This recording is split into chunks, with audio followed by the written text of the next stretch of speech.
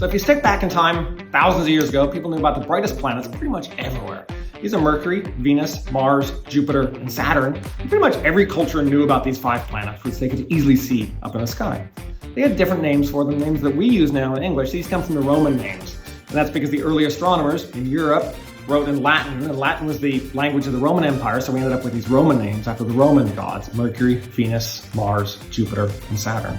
If we keep on going outward, we have 3 more things that historically have been called planets. You have Uranus, Neptune, and Pluto. These are Greek or Roman names. These planets weren't seen by the Greeks or Romans, but because the discoverers wanted their planets to fit in with the existing theme of the mythology of the existing planets. And all these are totally different than the inner planets because these were discovered more recently. They're fainter and they move more slowly. You can't see them with your naked eye. You have to use a telescope, and that's how they were discovered. But since then, as telescopes have gotten bigger and bigger, and astronomers keep finding smaller and smaller things in the solar system, and we discovered some things that are just a couple of meters across, like literally the size of a person.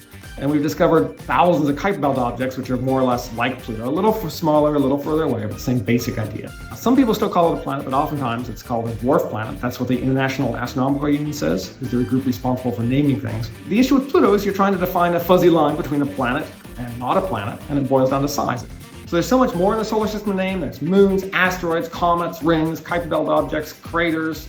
Because we're humans, we want to name these things. It gives us a connection to the huge universe around us.